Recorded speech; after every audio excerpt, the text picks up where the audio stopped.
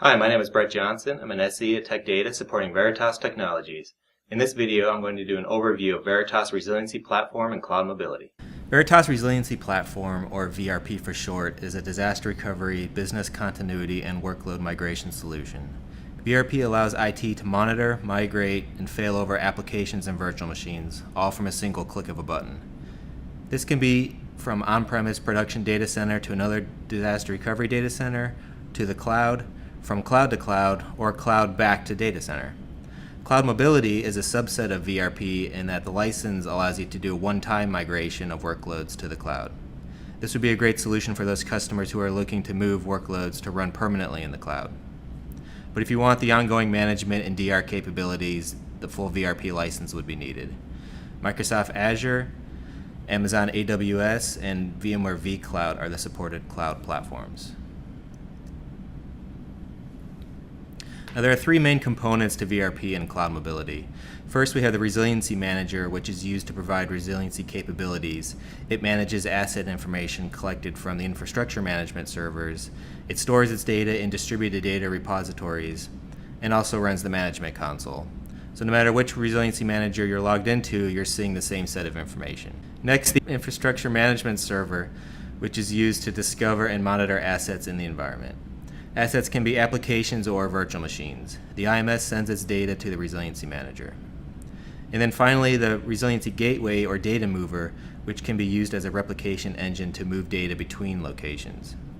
Third-party storage replication from partners like EMC, HP, NetApp, Hitachi, and IBM are supported, as well as Microsoft Hyper-V Replica is also supported in place of the Data Mover for on-prem data center to data center replication. You can also integrate VRP with NetBackup to do VM recovery. Customers can utilize NetBackup Air or auto image replication to move data between locations. Now, in the event where you need to replicate VMs from one hypervisor type to the other, or the storage is different on each side, or if you're moving to and from the cloud, the Resiliency Gateway would be required. All three components are virtual appliances which can be deployed in either VMware or Hyper-V environments for on-premise. And these virtual appliances are also deployed in the cloud as well. Finally, all three components fall under the resiliency domain, which is the logical scope of a VRP deployment. A single resiliency domain can scale out and have multiple data centers, multiple resiliency managers, infrastructure management servers, and resiliency gateways. Now, when we first log into VRP, we get a geographic representation of where our data centers are. You can have data centers located anywhere around the world or in the cloud.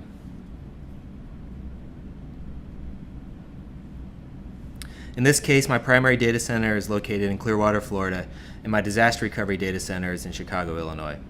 The blue line connecting the data centers mean we have at least one resiliency group in place involving both data centers. On the right, we also get the status of our resiliency groups and virtual business services. Once the IMS has collected information and we've added either applications or VMware or Hyper-V hosts to VRP, these are not considered assets in which VRP can monitor, manage, and perform migration or DR operations on. Assets can be grouped together in what are called resiliency groups. We can choose to simply monitor the group and ensure the applications or VMs are up and running, or we can migrate or fail over the assets. As shown here, we have a couple different resiliency groups, one for application servers, the other for database servers. You can create as many resiliency groups as needed for your environment. So when we go into a resiliency group, we can see details about it. Information such as the active data center, the type of asset it is, the type of replication in use, any current activity, and previously failed and successful activities. We can see here that the Clearwater is the active data center and Chicago is the recovery data center.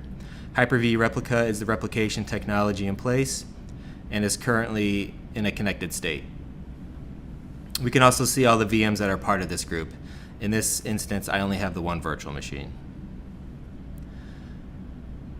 On the right-hand side of the screen, we can see actions we can take in this group. We can start and stop the virtual machines, we can migrate or take over the VMs, or we can rehearse or test to ensure that we get a successful migration or takeover. Part of any disaster recovery or workload migration plan should include testing, and testing should happen on a normal basis to ensure business continuity in the event a disaster strikes. So starting and stopping a virtual machine is pretty self-explanatory. We can either start a VM that is powered off or stop or shut down a running virtual machine. Now the first thing you'll probably want to do is run a rehearsal. So during this process, a snapshot of the virtual machine at the recovery data center is taken. And from that snapshot, a test VM is then spun up. You can predefine the rehearsal network to ensure that the test VM doesn't interfere on the production network. You can now access the test VM to ensure it powers on correctly and perform any other applicable tests. This VM will run until the cleanup rehearsal operation is ran. At this time, the test VM will power off and be removed. Migration is a graceful means to move a workload. So when a migration kicks off, first the VM, in this case in Clearwater, shuts down.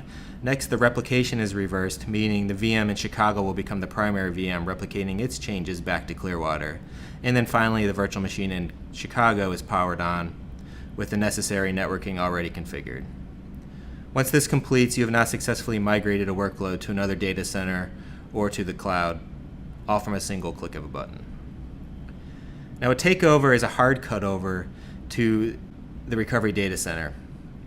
This would be done if something unexpected were to bring Clearwater data center down, and we need to spin up the VM in Chicago. Replication would then be broken at this point, and the virtual machine that spun up in the recovery data center would be functioning as the primary VM.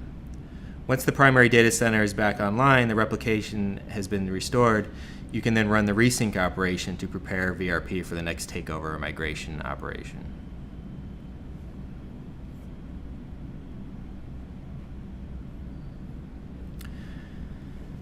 Virtual business services is a means to take things a step further and provide an orchestrated approach to resiliency groups. This is especially useful for multi-tier applications, right? We can set the order of resiliency groups to ensure applications are brought back up correctly.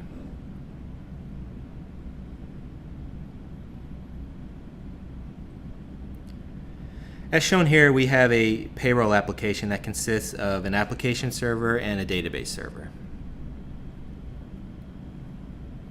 In order for this payroll application to be brought up successfully, the database server needs to turn on first. Then once that is up and running, the application server can then power on and connect to the database. The VBS allows us to configure the start and stop order to ensure a smooth migration or failover.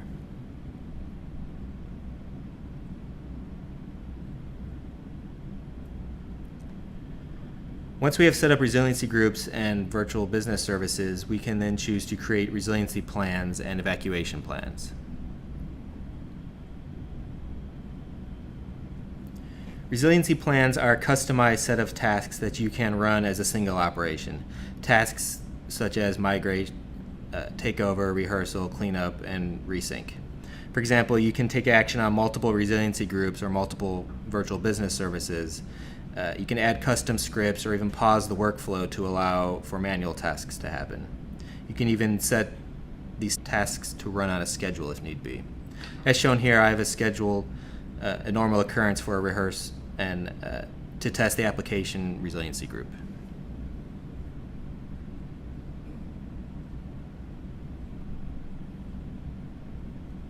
Evacuation plans let you evacuate all assets from a production data center with a single click. Evacuation plans can also be customized with the order in which virtual business services and resiliency groups will run. A great example for our Clearwater data center would be the threat of a hurricane. We can see the storm approaching and can evacuate all assets to the Chicago data center with a single click.